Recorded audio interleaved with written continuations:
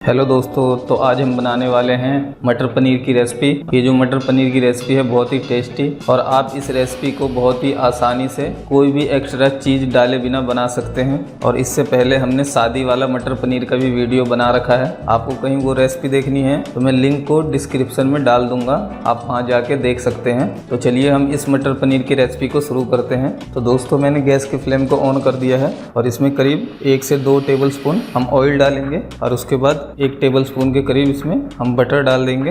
अब इसमें थोड़ी सी हरी मिर्ची डालेंगे लंबी कटी हुई और थोड़ा सा अदरक लंबा कटा हुआ। अब इसके बाद इसमें हम पनीर के टुकड़े डाल देंगे। ये करीब मैंने 450 ग्राम पनीर लिया है। अब इसको हम हल्का हल्का सा फ्राई कर लेंगे।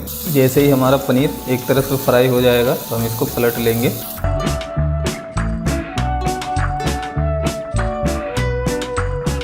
तो दोस्तों सारे पनीर को पलटने के बाद अब हम दूसरी तरफ से भी इसको हल्का सा ब्राउन कर लेंगे। तो दोस्तों हमने सभी पनीर को अच्छी तरह से ब्राउन कर लिया है। अब हम इसको निकाल लेंगे।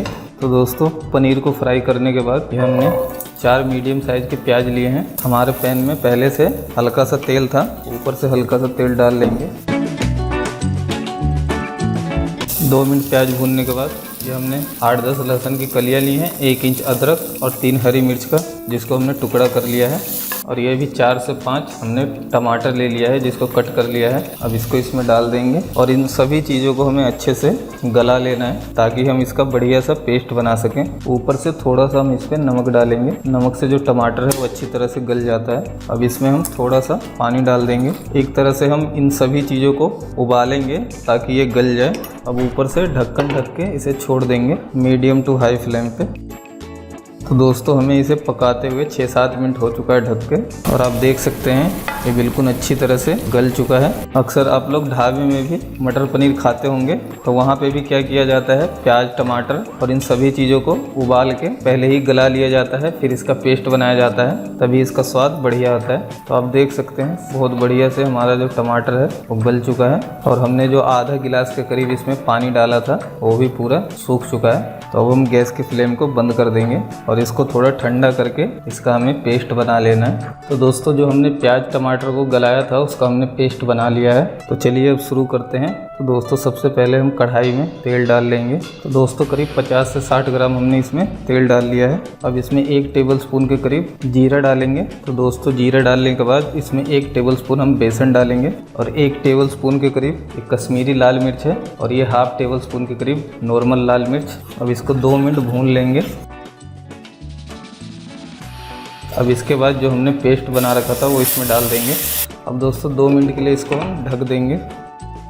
अब दोस्तों इसमें कुछ मसाले डाल लेंगे। ये थोड़ा सा हल्दी पाउडर है, 1 टेबल स्पून के करीब धनिया पाउडर, 1 टेबल स्पून के करीब गरम मसाला पाउडर, स्वाद अनुसार नमक इसमें मैंने पहले भी डाला था टमाटर को गलाते हुए, तो उसी हिसाब से हम अपने स्वाद अनुसार इसमें नमक डालेंगे। सारे मसाले को अच्छी तरह से मिला देंगे इसमें। अब हम इसे ढक के पकाएंगे जब तक ये तेल ना छोड़ दे, टमाटर और मसाले। तो दोस्तों करीब हमने इसे 5-6 मिनट ढक के पका लिया है। अभी हम टमाटर और मसाले को और पकाएंगे। अब बिना ढक्कन के पकाएंगे, थोड़ी देर पे चलाते रहेंगे और मीडियम फ्लेम पे इसको पकाएंगे।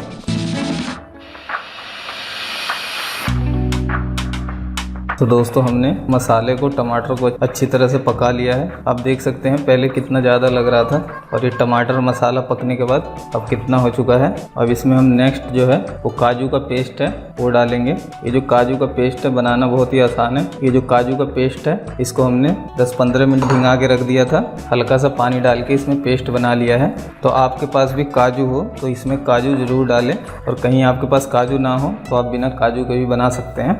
अब इसमें हल्का सा हम पानी डालेंगे और इसे मिला देंगे बढ़िया से। अब हम इसमें पानी मिला के हल्का सा मसाले को पतला कर लेंगे, क्योंकि जो अगला चीज़ हमें डालना है वो है ये मटर। ये सफल मटर है जो कि हमने डेयरी से ही लिया था। हमने करीब 100 से 150 ग्राम मटर का यूज़ किया है। और आप इस मटर को चेक कर ले, कहीं थोड़ा हार्ड लगे तो आप इसको थोड़ी देर उबाल सकते हैं। अब इसको एक बार मटर के साथ बढ़िया से भून लेंगे। और एक चीज़ का दोस्तों ध्यान रखें, जब आप प्याज टमाटर का पेस्ट डालें और उसके बाद मसाला डालें तो उसको अच्छी तरह से भूनें, कम से कम 10 से 12 मिनट। और कहीं पानी की ज़रूरत हो तो थोड़ा थोड़ा पानी उसमें डाल के उसे भूनते रहें अच्छी तरह से। थोड़ी देर मटर को मसाले में भूनने के बाद हम इसमें पानी मिला लेंगे। थोड़ा थोड़ा करके इसमें हम पानी मिलाएंगे।